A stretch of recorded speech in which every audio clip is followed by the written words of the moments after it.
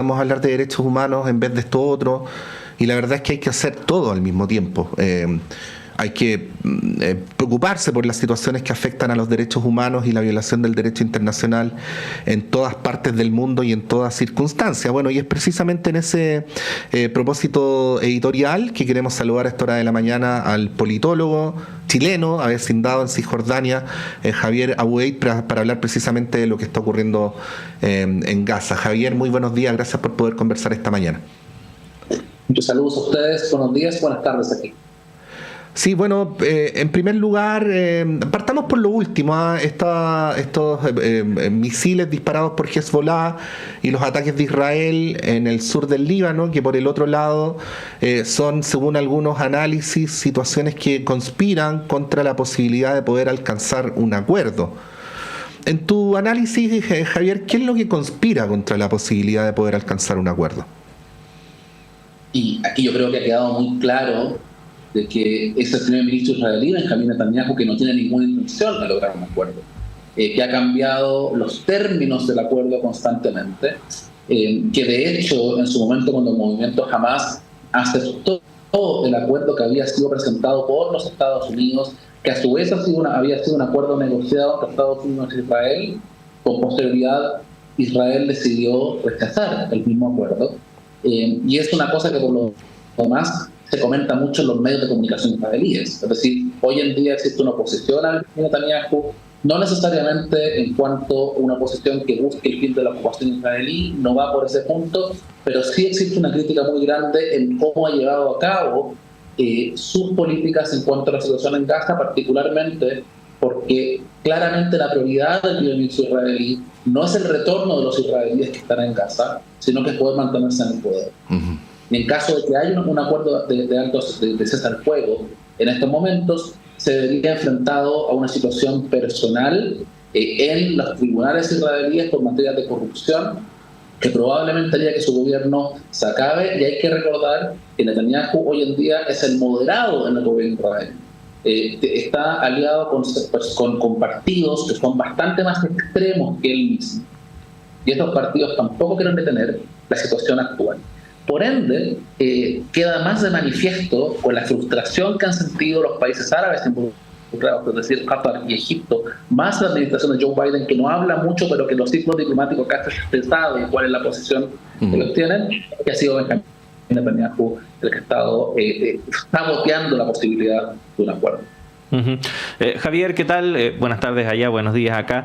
Efectivamente, incluso más que no querer llegar a un acuerdo, al parecer, por lo que hemos visto últimamente, la intención sería incluso escalar el conflicto. Lo que ocurrió finalmente con este dirigente de Fatah es un hecho inédito respecto de cómo hemos visto se han desarrollado los acontecimientos en el último tiempo y puede generar consecuencias bastante más graves de lo que ya son. ¿Cómo ves el desarrollo de los acontecimientos? ¿Cómo prevés que pueda ocurrir a partir de este lamentable hecho?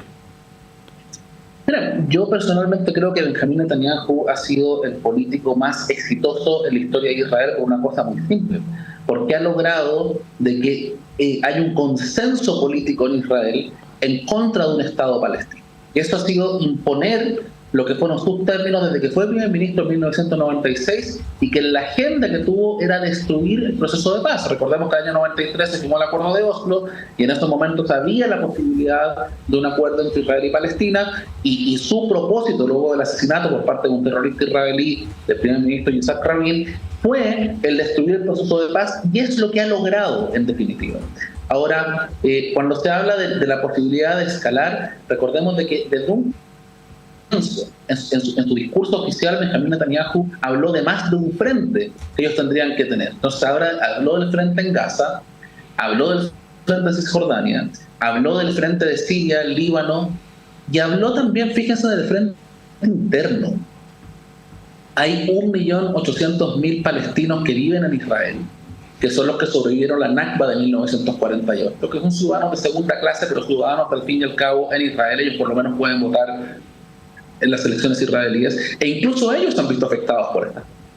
Ahora, lo que se ve evidentemente es el factor desestabilizador para la región de las políticas de Benjamín Netanyahu, lo que estamos viendo hoy en día en la escalada abierta con el Líbano, es una situación en la cual incluso el movimiento Hezbollah desde el Líbano ha señalado que si es que se logra un acuerdo de alto al fuego en Gaza, ellos se van a sumar a ese acuerdo de alto al fuego. Pero esto, lo que sucede en estos momentos, es una situación de desestabilización que no hay que fijarse solamente en el tema del Líbano. O sea, yo creo que lo del Líbano puede que exista hoy en día una situación bastante más peligrosa. Pero recordemos que el acuerdo de Camp David de paz, que fue el primer acuerdo firmado de paz por Israel entre Egipto e Israel, hoy en día pende de un hilo por las violaciones de Israel en la frontera con Egipto, que van en contra de los principios del acuerdo y que hoy en día hace mucho más difícil que pueda haber un acuerdo de alto al fuego. Sí. Javier, ha habido arrasamientos en la historia de la humanidad y muy en especial desde que el ser humano desarrolló la capacidad de destrucción tecnológica que hemos conocido en los últimos 100 años y luego de eso se reconstruye, ¿no? Pero hay ciertos relatos que nos han llegado de que el nivel de devastación de Gaza es tal que pensar en una reconstrucción se hace muy difícil, y esto está conectado directamente con el tema de si, además de la mención que tú haces sobre la situación interna de Israel, hay también el propósito de que los palestinos nunca puedan volver a tener una vida normal en Gaza. Quería preguntarte por eso, tú que estás físicamente al lado o ahí mismo, ¿qué descripción podrías hacer del estado actual? ¿Cómo lo podemos retratar? Si se me permite, algunas ideas que probablemente están en el imaginario colectivo, Javier, tú además sabiendo de esos imaginarios acá en Chile, quizás compararlos con la llamada guerra civil siria, con la Segunda Guerra Mundial, ¿no? Cosas de ese tipo para que nos podamos hacer una idea. Y también respecto al segundo punto, ¿no? El hecho de que los palestinos puedan vivir como palestinos con una mínima normalidad en Gaza. Sobre estos dos asuntos, ¿qué decir? No, primero, recordar de que en este momento la Corte Penal Internacional está viendo un caso que la Constitución está por Sudáfrica en contra de Israel por el crimen de genocidio. Y acá hay que entender de que ese crimen se comete a diario. Es cierto, la Corte aún no ha decidido, pero ha señalado de que la posibilidad de un genocidio es completamente plausible. Y ha señalado una serie de medidas que Israel no ha seguido. Y hoy en día queda más de manifiesto. Es decir, no es algo nuevo. Yo quiero recordar que el día 13 de octubre, es decir, prácticamente a una semana de comenzado todo esto, Ras Segal, que es una eminencia israelí de estudios del holocausto y estudios de genocidio, señaló de que esta era la primera vez en la historia que él veía no solamente un genocidio sobre el terreno, sino que con políticos abiertamente diciendo que van a cometer un genocidio. Diciendo que en Gaza no hay civiles inocentes, diciendo que se les va a cortar la luz y el agua y los alimentos. Y hay gente que literalmente está muriendo de hambre, hay gente que ha muerto simplemente por falta de remedios, y esa es una realidad que hay en Gaza. Gaza está prácticamente destruida en su totalidad. Estamos hablando que todas las universidades fueron dinamitadas, estamos hablando de que más del 80% de las escuelas han sido destruidas, hay barrios completos completamente en el suelo. Se habla de que la reconstrucción en Gaza hay incluso algunos números que yo la verdad no me quiero adelantar, pero hay quienes dicen que solamente sacar los escombros se podrían demorar una década. Y acá también hay que entender de que existe un escenario bastante mayor que solamente la destrucción. En toda la Palestina histórica, es decir, entre Israel y Palestina, hoy en día hay más palestinos, cristianos y musulmanes que israelíes judíos. Y por ende, el hecho de que haya una minoría que gobierna sobre una mayoría, avanza en la idea que Israel no es una democracia, sino que es un régimen de apartheid, que es algo que por lo demás la Corte Internacional de Justicia también señaló hace unas semanas cuando hizo su opinión consultiva en cuanto a la ilegalidad de la ocupación israelí. Entonces, para ciertos sectores en Israel, muy bien representados en el gobierno israelí, pero incluso en la oposición israelí, la idea de vaciar Gaza de población palestina es una oportunidad única. Es cosa de ver los documentos filtrados del Ministerio de Inteligencia israelí, por ejemplo, que hablan de que es una oportunidad única de sacar a cientos de miles de personas de Gaza, es decir, a cientos de miles de personas de Palestina. Y por ende, este es un partido que se juega, digamos, en más de una cancha. Y una de las canchas en las que se está jugando esto es la obsesión con la demografía que tiene Israel para poder perpetuar su control sobre la tierra y el pueblo de Palestina. Uh-huh.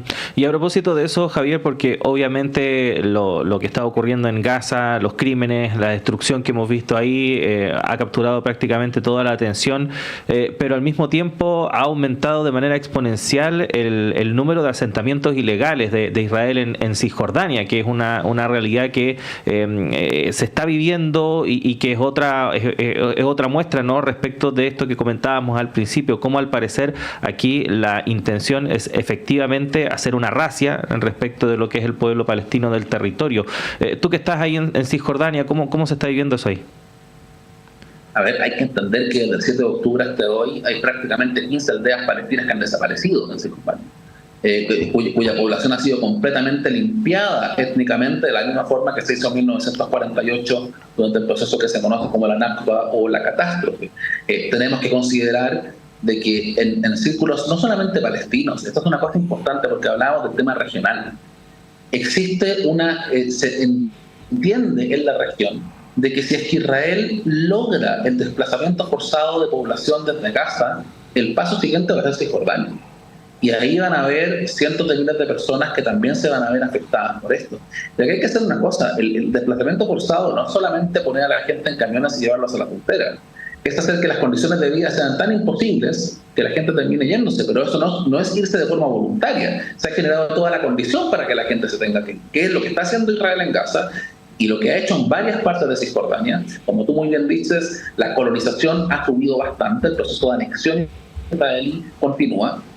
Existen una serie de organizaciones que incluso están presentes en Chile, como por ejemplo el Fondo Nacional Judío, que traen dinero de otras partes del mundo para la colonización en el territorio ocupado palestino, y todos esos elementos cuando se van juntando se desarrollan, como por ejemplo en el Majrur, en Bet Yala, que es donde viene la mayor cantidad de los palestinos y palestinas que viven en Chile. Hoy en día, una reserva natural, se ha aprobado construir una nueva colonia israelí, lo que significa, en este caso en particular, de que la ciudad de Belén, o la zona de Belén, la cuna de Cristo, según la tradición cristiana, se queda sin su última área verde. Esa es la realidad que estamos viviendo hoy en día.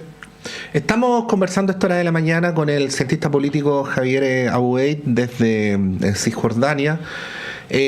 Javier, nos encontramos en un escenario mundial convulso y siempre uno de los factores relevantes para hablar de lo que está ocurriendo en la zona es Estados Unidos, ¿no? Y ha ocurrido algo que es paradójico. Por un lado, una escalada verbal contra Netanyahu como no habíamos visto quizás nunca, digo, de un gobierno de Estados Unidos hacia uno de Israel.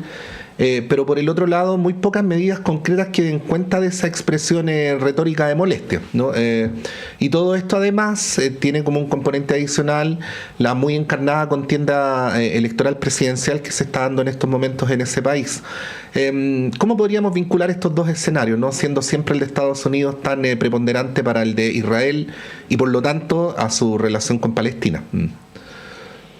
Mire, yo si no siguiese el tema tanto, simplemente diría que la administración Biden ha sido extremadamente débil durante este tiempo. Uh-huh.